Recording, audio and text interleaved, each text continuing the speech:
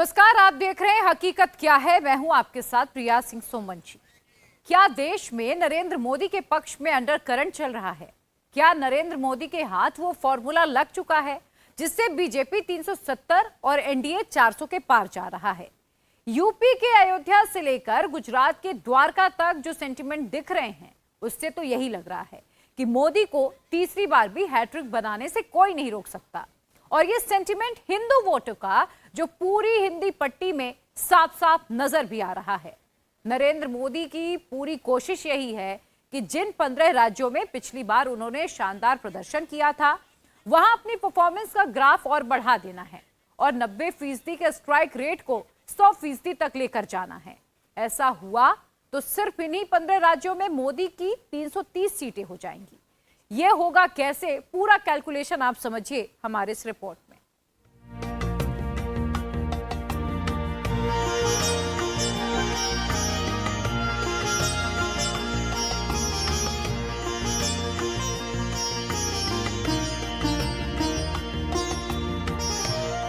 मैंने वो पल बिताए जो जीवन भर मेरे साथ रहने वाले। मैंने गहरे समुद्र के भीतर जाकर प्राचीन द्वारिका जी के दर्शन किए। आज जब मैं गहरे समुद्र के भीतर द्वारिका जी के दर्शन कर रहा था तो मैं पुरातन वही भव्यता, वही दिव्यता मनोमन अनुभव कर रहा था।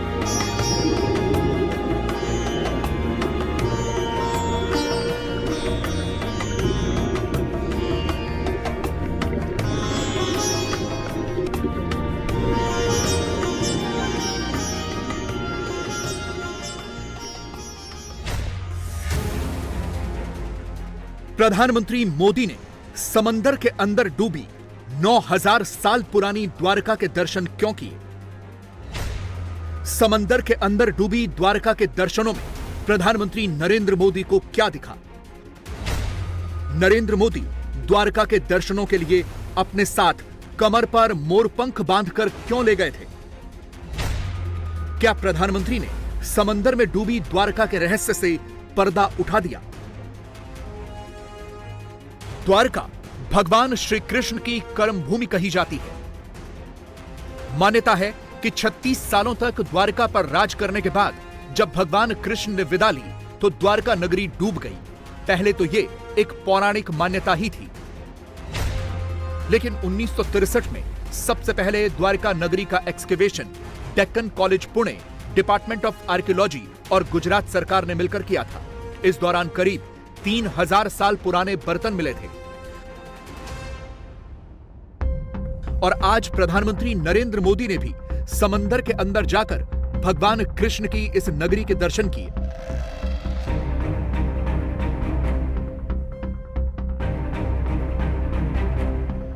अपने सुरक्षा कर्मियों के साथ प्रधानमंत्री नरेंद्र मोदी मिशन द्वारका पर पहुंचे, पूरे भगवा रंग के कपड़ों में।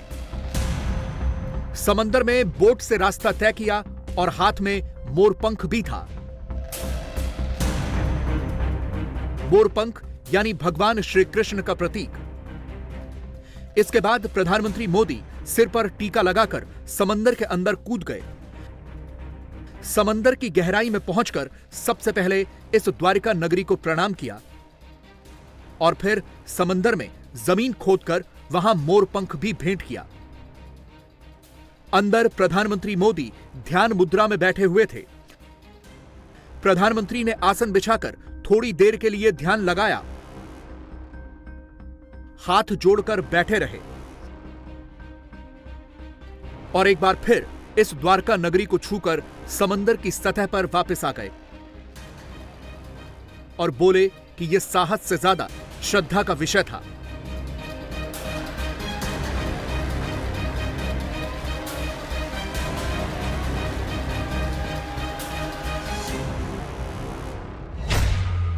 मेरे लिए साहस से ज्यादा श्रद्धा थी। मेरे लिए साहस से ज्यादा श्रद्धा थी। मैंने गहरे समुद्र के भीतर जाकर प्राचीन द्वारिका जी के दर्शन किए।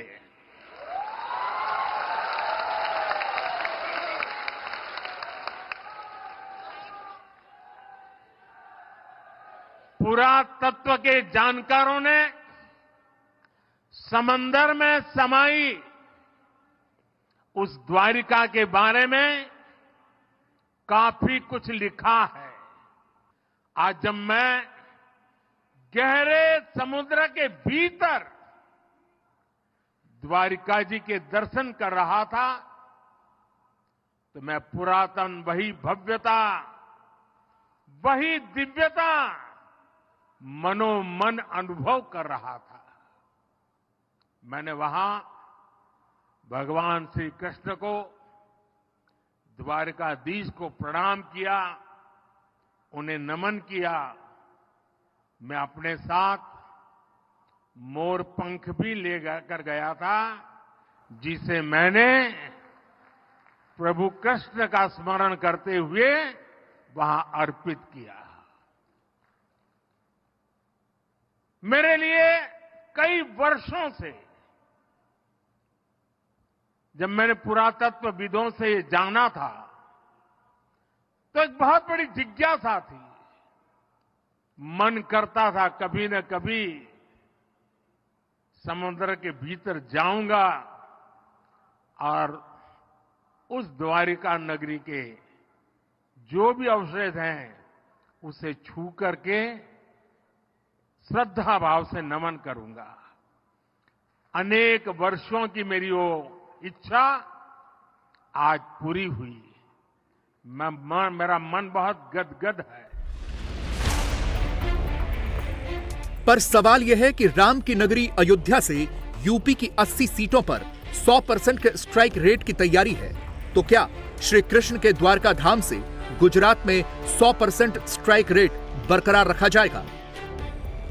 भले ही राम और कृष्ण के इन दोनों शहरों की दूरी 1745 किलोमीटर हो, लेकिन लक्ष्य एक ही है, बीजेपी का स्ट्राइक रेट 100% करना। गुजरात में तो मोदी को आज भी कोई दिक्कत नहीं लगती। गुजरात के मोदी बेताज बादशाह हैं। 2014 में भी 26 की 26 सीटें जीती और 2019 में भी मोदी का स्ट्राइक रेट 100% का रहा।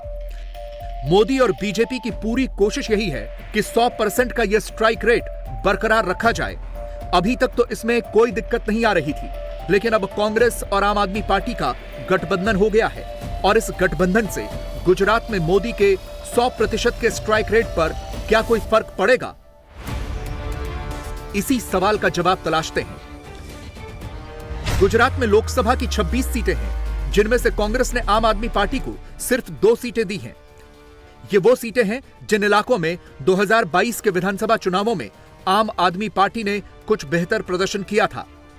2022 में हुए विधानसभा चुनावों में आम आदमी पार्टी को गुजरात में 5 सीटें मिली थीं और उसे करीब 13% वोट मिला था, जबकि कांग्रेस सिर्फ 17 सीटों पर सिमट कर रह गई थी। उसे सिर्फ 27.3% वोट मिला था, जबकि बीजेपी ने रिकॉर्ड 182 में से 156 सीटें जीती और उसे 52.5% वोट मिला था। अब अगर कांग्रेस और आम आदमी पार्टी को मिले वोट जोड़ दिए जाएं, तो भी ये 40.5% के करीब बन रहा है, जो बीजेपी को मिले कुल वोट से 12.5% कम है। यानी कांग्रेस और आम आदमी पार्टी के गठबंधन से गुजरात में तो फिलहाल मोदी की परफॉर्मेंस पर कोई फर्क नहीं पड़ रहा है। लेकिन इसके बाद भी मोदी कोई कसर नहीं छोड़ रहे हैं। मोदी पूरा गुजरात नाप रहे हैं।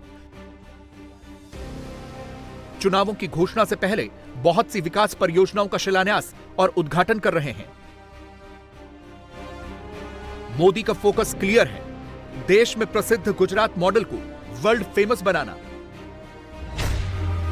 और इसमें सबसे बड़ा मील का पत्थर यह सुदर्शन सेतु है, जिसे मोदी ने खुद वर्ल्ड क्लास इंजीनियरिंग का अद्भुत नमूना बताया है।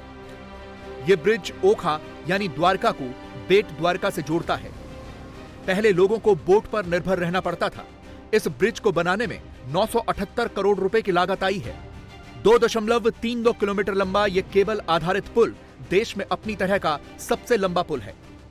सुदर्शन सेतु के दोनों तरफ श्रीमद् भागवत गीता के श्लोकों और भगवान कृष्ण की छवियों से सजा फुटपाथ भी बनाया गया है। आज मुझे सुदर्शन सेतु के लोकार्पण का भी सौभाग्य मिला है। 6 साल पहले मुझे इस सेतु के शिलान्यास का अवसर मिला था। ये सेतु ओखा को बेट द्वारका द्वीप से जोड़ेगा। ये सेतु द्वारकाधीश के दर्शन भी आसान बनाएगा और यहां की दिव्यता को भी 4 चांद लगा देगा। जिसका सपना देखा, जिसकी आधारशिला रखी, उसको पूरा किया, यही ईश्वर रूपी जनता जनार्दन के सेवक मोदी की गारंटी है।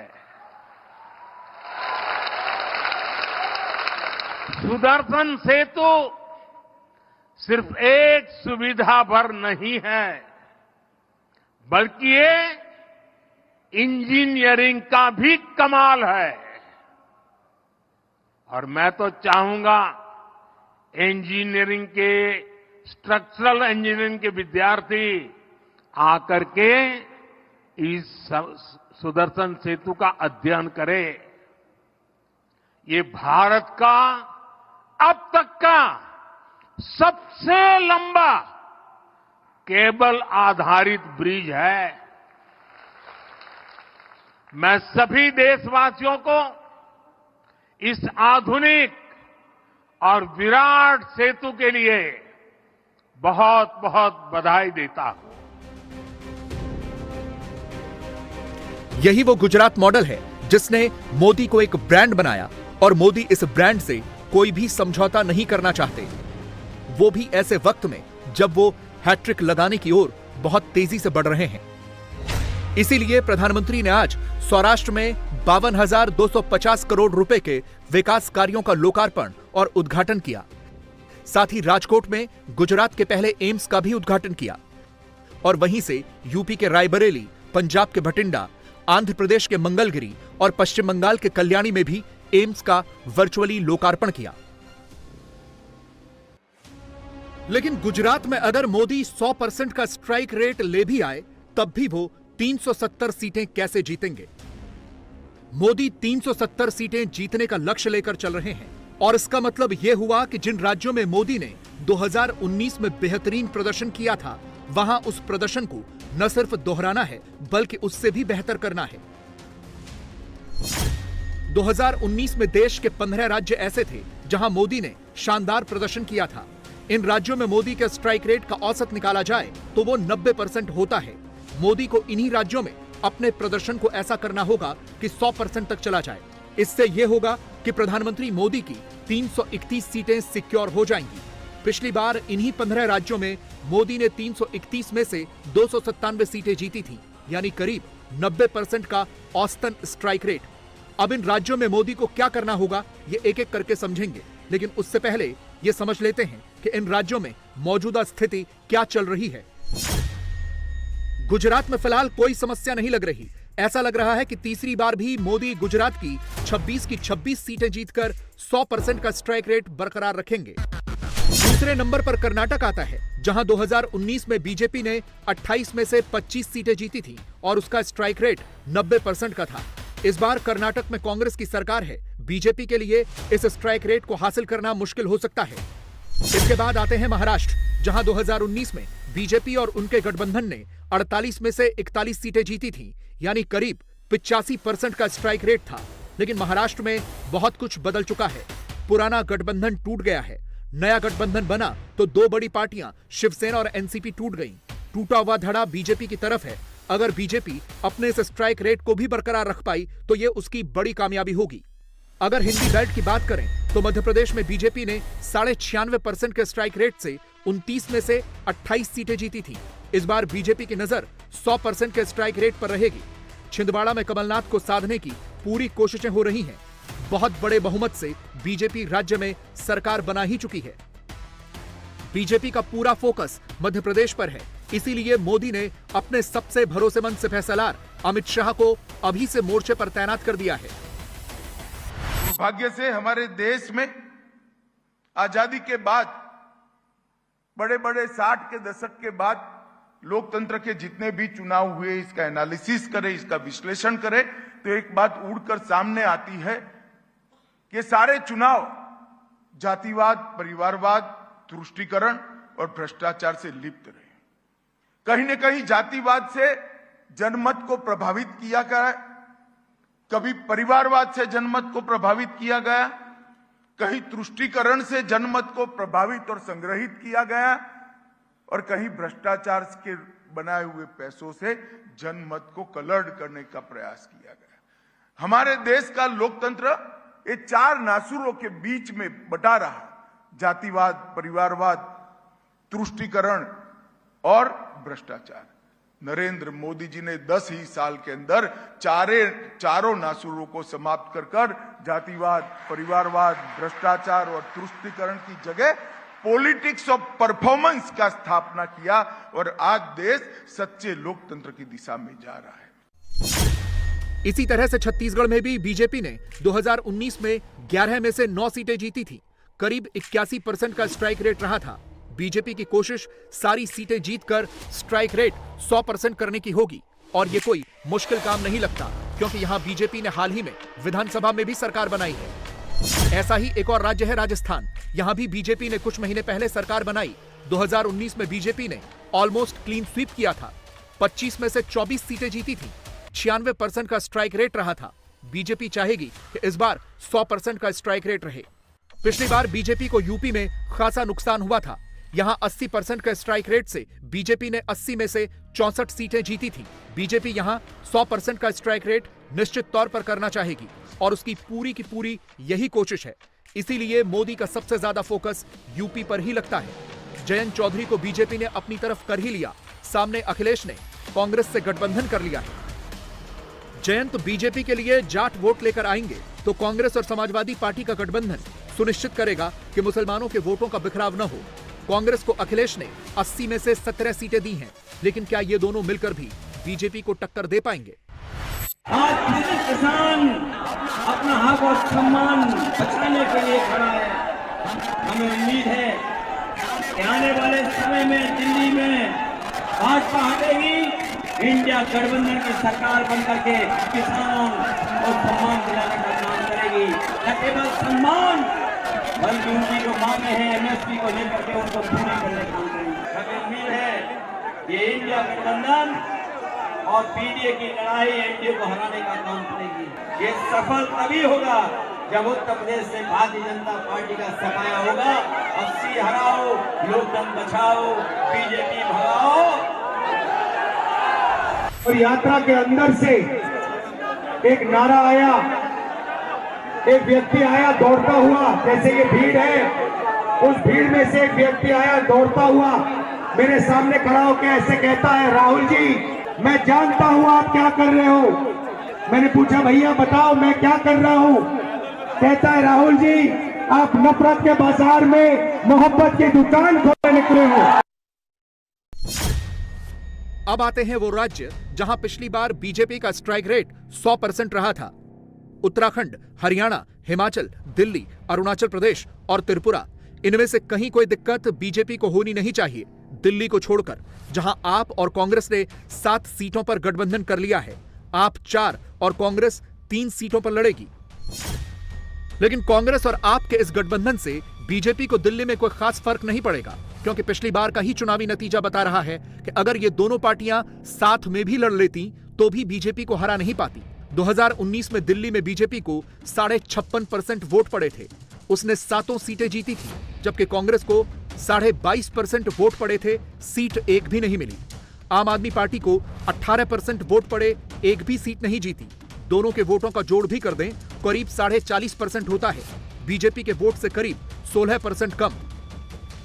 इसीलिए तो अरविंद केजरीवाल गठबंधन के तुरंत बाद कैंपेनिंग में जुट गए हैं। आप मेरे को बेटा तो कहते हो, आप मेरे को भाई तो कहते हो, आप मेरे को परिवार का हिस्सा तो मानते हो, लेकिन पता नहीं है क्या हो जाता है, लोकसभा में उनको जाके वोट दिलाते हो। इस बार देखो, मैं कोई मजाक नहीं कर रहा, इस बार अगर सातों के सातों सांसद इंडिया गठबंधन के आ गए, भाई साहब ये एक सुरक्षा कवच बन जाएगा दिल्ली के चारों तरफ। फिर एलजी की हिम्मत नहीं होगी, क्योंकि संसद के अंदर हमारी तूती बोलेगी, दिल्ली की आवाज उठेगी संसद के अंदर। अब ये जितने सातों सांसद आपने चुन रखे हैं, कभी दिल्ली की बात करते हैं? कभी एक बात इनमें से सातों में से एक आदमी ने दिल्ली की आवाज उठाई हो? कभी दिल्ली की बात नहीं करते। आप ये सातों सीट दे दो मेरे को, उसके बाद किसी एलजी की हिम्मत नहीं है जो दिल्ली वालों की तरफ आंख उठा के देख ले। आप ये सातों सीट दे दो मेरे को, लोकसभा चुनाव पूरे होने के 15 दिन के अंदर सारे बिल जीरो हो जाएंगे आप लोगों के। पिछली बार बीजेपी जेडीयू के साथ गठबंधन में लड़ी और बिहार की 40 में से 39 सीटें जीती, यानी करीब 97.5% का स्ट्राइक रेट। इस बार बीजेपी के लिए बिहार भी फंसा हुआ है, लेकिन चुनावों से ऐन पहले नीतीश फिर बीजेपी में आ गए और सारे समीकरण एक बार फिर से वही हो गए। अब बीजेपी फिर यहां 100% के स्ट्राइक रेट वाली स्थिति में आ गई है। यानी अगर बीजेपी ने इन 15 राज्यों में फोकस कर लिया तो उसे अपने 370 के टारगेट तक पहुंचने में कोई समस्या नहीं होनी चाहिए। यही बीजेपी के कोर स्टेट्स हैं। इसके अलावा बीजेपी और भी राज्यों में स्ट्राइक करेगी, जैसे इसमें पश्चिम बंगाल, ओडिशा, जम्मू कश्मीर, पंजाब, साउथ में तेलंगाना, आंध्र, तमिलनाडु और नॉर्थ ईस्ट के राज्य शामिल नहीं हैं। यहां से भी बीजेपी को सीटें तो आएंगी, तो मोदी के लिए 24 में हैट्रिक कहीं भी मुश्किल नहीं लग रही। यूपी पुलिस कांस्टेबल भर्ती की परीक्षा तो रद्द हो गई, लेकिन सीएम योगी के बुलडोजर का मुंह पेपर लीक करने वाले माफियाओं की तरफ घूम गया है। सीएम योगी ने अगले 6 महीने में नकल माफियाओं को खत्म करने की फुल प्रूफ प्लानिंग कर ली है। यूपी एसटीएफ को सीएम योगी ने लीक करने वाले माफियाओं के पीछे लगा दिया है। अब सवाल यह है कि पेपर लीक को लेकर यूपी एसटीएफ के हाथ अब नया क्या लगा? पेपर लीक में कितने लोग शामिल थे? जांच अभी कहां तक पहुंची है? अभी तक कितने लोग पकड़े गए? पेपर लीक के मास्टरमाइंड से जांच एजेंसियां कितनी दूर हैं? इन सभी सवालों का जवाब तो 48 लाख अभ्यर्थी तलाश ही रहे हैं। पुलिस भर्ती परीक्षा की पेपर लीक को लेकर उन सभी सवालों का जवाब आपको इस रिपोर्ट में मिलेगा। पेपर लीक के कितने गुनहगार?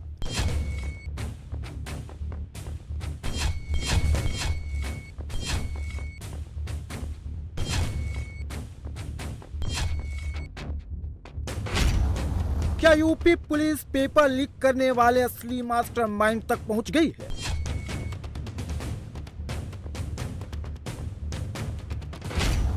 क्या नकल माफियाओं की पहचान सीएम योगी के बुलडोजर ने कर लिया है? तत्वों से उतनी ही सख्ती और कठोरतम तरीके से निपटने का काम करेंगे जो हमारे युवाओं की भविष्य के साथ खिलवाड़ करने का दुस्साहस करेगा। लेकिन अब वे न घर के रहेंगे न घाट के रहेंगे। यूपी पुलिस कांस्टेबल भर्ती घोटाले में पूर्वी यूपी के बलिया से लेकर पश्चिमी यूपी के मथुरा तक योगी की पुलिस एक्शन में है। पेपर लीक कैसे हुआ? पेपर लीक कहां हुआ? पेपर लीक किसने किया? एसटीएफ की जांच कहां तक पहुंची है? एसटीएफ ने कितने लोगों को पकड़ा है? क्या यही असली मास्टरमाइंड है? इस रिपोर्ट में आपको सभी सवालों का जवाब मिलेगा। एसटीएफ के मुताबिक पेपर लीक मामले में उन्होंने 4 लोगों को पकड़ा है। पहला मुजफ्फरनगर का रहने वाला गुरुबचन, दूसरा बुलंदशहर का रहने वाला राजकुमार उर्फ निट्टू, तीसरे चौथे नंबर पर गाजियाबाद से एसटीएफ ने भाई बहन आयुष चौधरी और रिया चौधरी को पकड़ा है। पुलिस के मुताबिक गाजियाबाद से गिरफ्तार महिला अभ्यर्थी रिया नकल माफियाओं के गैंग के सदस्य गुरुबचन से जुड़ी थी। गुरुबचन जिस गैंग के लिए काम करता है उसे चलाते हैं मोनू मालिक और कपिल नाम के 2 शख्स। दावे के मुताबिक पश्चिमी यूपी और उत्तराखंड में पेपर लीक करने वाले गैंग के यही सरगना है। पकड़ी गई महिला अभ्यर्थी रिया चौधरी को एग्जाम हॉल में ब्लूटूथ के जरिए नकल कराने की कोशिश की जा रही थी। फिलहाल नकल माफिया गुरुबचन, अभ्यर्थी रिया और उसका भाई पुलिस के गिरफ्त में है। लेकिन ये तो सिर्फ एक मामला है।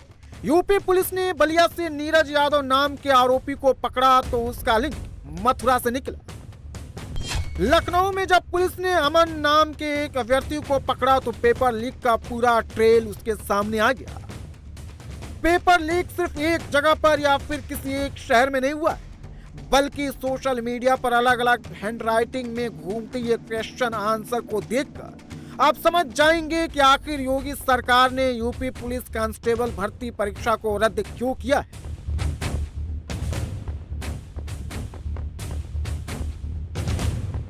लाल रंग की छपाई वाली ये किताब यूपी पुलिस कांस्टेबल भर्ती परीक्षा का असली पेपर है।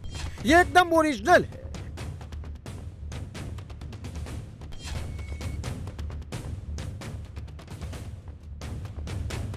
जबकि स्क्रीन पर जो स्कैन और हाथ से लिखे गए अलग अलग नोट दिखाई दे रहे हैं, ये लीक पेपर का आंसर शीट है। यानी जिसके हाथ पेपर लगा उसने एक अलग आंसर शीट को तैयार कर आगे फॉरवर्ड कर दिया। इस तरह से लीक पेपर एक हाथ से दूसरे हाथ होते हुए आगे बढ़ता गया। हस्तलिखित पेपर जो ओरिजिनल बनता है ये लीक हुआ, जिसके कारण 24 घंटे पहले पेपर लोगों के पास पहुंच गया। अगर आप देखेंगे, मैंने आपको सारे सबूत दिए, तो उसमें ABCD ऑप्शन है। सर किसके पास इतना समय कि वो फिगर बनाएगा पेपर लीक करने वाला? फिगर बनाने का, डायग्राम बनाने का किसी के पास समय नहीं होता। तो सुंदर डायग्राम बनाए। सुंदर डायग्राम तभी बनेंगे जब पेपर ओरिजिनल हाथ से लिखा गया हो, क्योंकि हम लोग ऐसे डायग्राम बनवाते हैं। ऐसे डायग्राम आपको देखेंगे, हम लोग ऐसे डायग्राम बनवाते हैं। आप यहां पे देख पा रहे हैं, हम लोग ऐसे डायग्राम ये वाले डायग्राम लीक हुए। तो इतने साफ और ऐसे ही कि ऐसे पूरे के पूरे वर्ग में बंद, तो ये तो ओरिजिनल पेपर ही लीक हुआ है। क्योंकि पेपर लीकर थोड़ी ना किसी चीज को वर्ग में बंद करेगा, उसके पास उतना समय नहीं होता, नहीं इतनी आवश्यकता होती है। तो ये पेपर सर ओरिजिनली लीक हुआ है, बनने से टाइपिंग के बीच में कहीं पे। अब पेपर लीक के ट्रेल को देख लीजिए। लखनऊ में अभ्यर्थी सत्य अमन के व्हाट्सएप पर पेपर मिला तो उसने बलिया के नीरज का नाम उगला। पुलिस के मुताबिक अमन को नीरज ने ही व्हाट्सएप पर पेपर भेजा था, जबकि नीरज से पूछताछ हुई तो उसने मथुरा के उपाध्याय का नाम लिया। अब पुलिस मथुरा वाले उपाध्याय को तलाश रही है। सोचिए, मथुरा से पेपर बलिया पहुंचा, फिर वहां से लखनऊ, जबकि मुन्ना भाई यूपी के करीब हर जिले से पकड़े गए हैं। अब सोचिए, यूपी पुलिस कांस्टेबल भर्ती परीक्षा का पेपर कितने अभ्यर्थियों के पास पहुंचा होगा। STF के लोग आए थे, उन्होंने पूछताछ की मुझसे इनिशियली।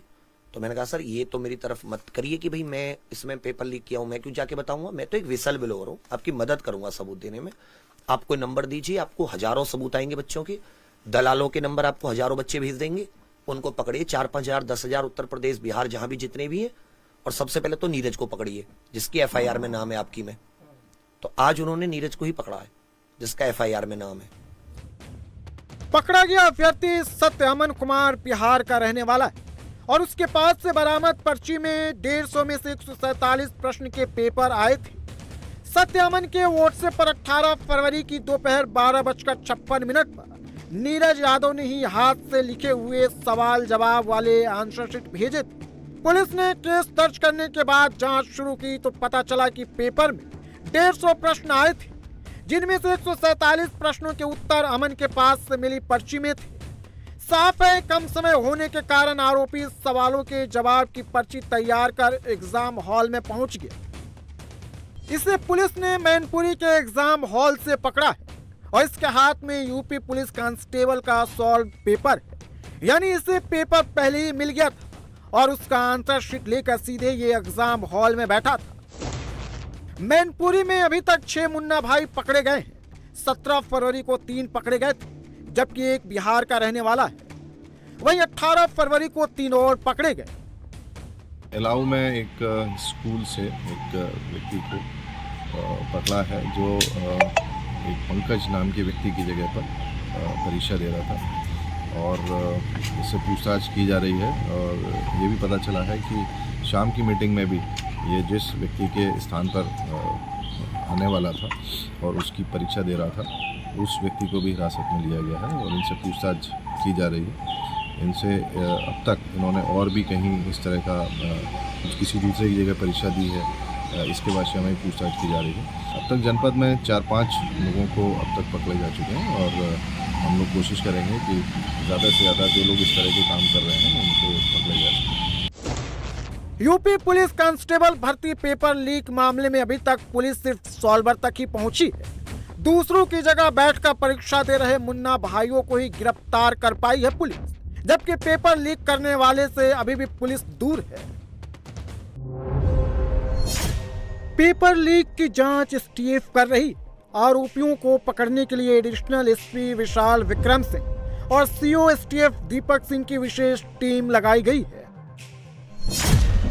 वहीं युवा सवाल पूछ रहे हैं कि इसकी क्या गारंटी है कि अब पेपर लीक नहीं होगा, अब युवाओं की मेहनत खराब नहीं जाएगी। तो इसका जवाब सीएम योगी ने दिया है। पेपर लीक नहीं होने की गारंटी सीएम योगी ने ली है।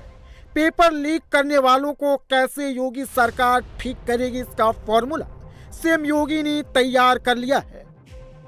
ईमानदारी पूर्वक आगे नहीं बढ़ पा रही तो ये युवाओं के साथ खिलवाड़ है और अपनी प्रतिभा को पलायन करने के लिए मजबूर करता है।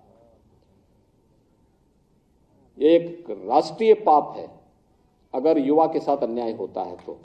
और जो भी पहले दिन से हम लोगों ने तय किया है कि युवाओं के जीवन और उनके भविष्य के साथ जो खिलवाड़ करेगा, हम लोग भी जीरो टॉलरेंस की नीति को अपना करके उन तत्वों से उतनी ही सख्ती और कठोरतम तरीके से निपटने का काम करेंगे जो हमारे युवाओं के भविष्य के साथ खिलवाड़ करने का दुस्साहस करेगा। जिस तकनीक का इस्तेमाल कर मास्टरमाइंड ने पेपर को लीक किया था, अब यूपी एसटीएफ भी उसी तकनीक के सहारे पेपर लीक करने वाले मास्टरमाइंड तक पहुंचने की तैयारी में है। Paper social media app Telegram, WhatsApp और एक्स पर वायरल हुआ। अब यूपी एसटीएफ तकनीक का इस्तेमाल कर असली हैंडल की पहचान करेगी, फिर सॉल्व पेपर की खींची गई तस्वीर के जरिए असली मास्टरमाइंड तक पहुंचेगी। सच बताएं तो हम लोग गुड़गांव में रहते हैं। गुड़गांव से हमारे इंस्टीट्यूट चलता है एसएससी अड्डा।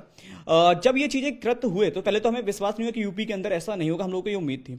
दूसरी चीज ये थी कि हम लोग जो ये आंदोलन करने आए इसके पीछे की वजह ये थी क्योंकि हमें ये भी उम्मीद थी कि योगी जी जरूर सुनेंगे, ठीक है, क्योंकि वो हमेशा से अपने नियम कानून के लिए माने जाते हैं, जाने जाते हैं। और मैं आपको बताऊं, जितने भी राज्य हैं, हर एक राज्य के अंदर कोई ना कोई परीक्षा लीक हो रही है सर इस समय पर। लेकिन उत्तर प्रदेश ने आज एक एग्जांपल सेट कर दिया कि लीक तो हुई थी लेकिन हम कार्रवाई कितनी जल्दी कर सकते हैं। 20 घंटे के अंदर उन्होंने परीक्षा को निरस्त भी कर दिया। अगली डेट भी बता दी कि 6 महीने के अंदर हो जाएगा, है ना, एसआई। और अगर हम बात करें एसटीएफ जांच भी करने पर लगा दी गई है। तो ये चीज तो क्लियर है। इस चीज के लिए मैं बहुत बहुत धन्यवाद देना चाहूंगा योगी सरकार को, और जो उन्होंने बच्चों की बातों को सुना, हम जितने भी अध्यापक हमारी बातों को सुना। एक छोटी सी रिक्वेस्ट भी करना चाहूंगा कि जितना जल्दी हो सके इस पर कोई ना कोई एक ऐसा नियम लेकर आए जिससे आगे कोई भी सरकारें आए, सरकारें जाएं, लेकिन वो बच्चे जो हैं वो किसी भी सरकार में अपने आप को सेफ महसूस करें। और ये हमें उम्मीद है कि योगी जी ही ऐसा कर सकते हैं। यूपी एसटीएफ पेपर लीक के गुनहगारों की लिस्ट तैयार कर चुकी है। यूपी से बाहर बैठे पेपर लीक करने वाले एक एक आरोपियों को पकड़कर यूपी लाने की तैयारी है। यूपी एसटीएफ की टीम दिल्ली से लेकर बिहार तक जांच शुरू कर चुकी है। UP STF Uttar Pradesh police recruitment and promotion board को मिली 1500 सबूतों की जांच भी करेगी। सबूत देने वाले एक एक व्यक्ति तक यूपी एसटीएफ पहुंचने की तैयारी में है ताकि पेपर लीक के असली गुनहगार को पकड़ा जा सके। टीचर्स वो करते क्या है कि जो भी जिन्होंने पेपर आउट किया है वो कैंडिडेट्स को इकट्ठा करते हैं और उन पेपर को पढ़वाने की कोशिश करते हैं। एक रात पहले या कुछ 2-4 घंटे का समय होता है, उनसे पेपर्स को पढ़वाते हैं। लेकिन अगर वो पेपर कैंडिडेट को उन्होंने दे दिया, मान लीजिए किसी कैंडिडेट ने उस पेपर को 5 लाख में खरीद लिया, तो कैंडिडेट क्या सोचेगा कि भाई मैंने जो 5 लाख रुपए इस पे खर्च किए हैं तो मैं भी अपना पूरा कर लूं। वो उसको आगे फॉरवर्ड कर देता है। हो सकता है उसने 2.5 लाख में किसी में दे दिया हो। अब जिसने 2.5 लाख में परचेज किया हो सकता है उसने 1-1 लाख में आगे दे दिया हो। और इस प्रकार से चलते चलते इस बार यूपी कांस्टेबल में आपने देखा था कि टेलीग्राम पर QR कोड एक्टिव हो गए थे। मात्र ये कह रहे थे कि 500 रुपए दो और पेपर ले जाओ। ये बहुत बड़े पैमाने पर लीक हो गया। अगर मैं कह रहा हूँ ना, 18 की शाम में कोई एक सिंगल बच्चे ऐसा नहीं होगा जिसके पास ये पेपर नहीं होगा। तो ये पेपर बहुत बड़े लेवल पर फैलता है। और इसके पीछे मैं ये नहीं कहूंगा कोई एक सिंगल माफिया काम करेगा। जहां भी जिसका मौका लगता है, जहां जिसको अवसर लगता है, या जहां कोई एक ऐसा कमजोर सेंटर बन गया, क्योंकि सेंटर भी बहुत सारे हैं और सरकार किस किस सेंटर को चेक करेगी। जब आपको 50 लाख छात्रों के लिए आपको पेपर कंडक्ट कराना है तो उसके लिए आपको बहुत सारे सेंटर अलॉट करने पड़ेंगे और कोई ना कोई सेंटर एक ऐसा होगा जहां पर कोई ना कोई ऐसा लालची व्यक्ति मौजूद हो सकता है, जो एग्जामिनेशन इंचार्ज भी हो सकता है, जो उसका स्टाफ भी हो सकता है, जो उस पेपर को लीक करने का कार्य करता है। परीक्षा के लिए भर्ती बोर्ड ने 48,17,442 एडमिट कार्ड जारी किए थे। इनमें से 43,13,611 अभ्यर्थी परीक्षा में शामिल हुए थे। अखबार से लेकर न्यूज चैनलों तक यूपी पुलिस कांस्टेबल भर्ती परीक्षा का पेपर लीक हेडलाइन बना हुआ है। बात सीएम योगी तक पहुंच गई है। अब सीएम योगी लैंड माफियाओं की तरह पेपर लीक माफियाओं का भी इलाज करने की तैयारी में है। पेपर लीक होने के बाद अभी तक इतना तेज एक्शन कभी नहीं हुआ। 17 और 18 फरवरी को एग्जाम हुआ। 18 फरवरी को ही पेपर लीक की खबर सामने आई। 22 फरवरी को रिक्रूटमेंट बोर्ड ने सबूत मांगे। 23 फरवरी को शाम 6 बजे तक 1500 सबूत मिले और 24 फरवरी को सीएम योगी ने परीक्षा रद्द कर दी। यानी सीएम योगी ने 6 दिन में ही एक्शन ले लिया।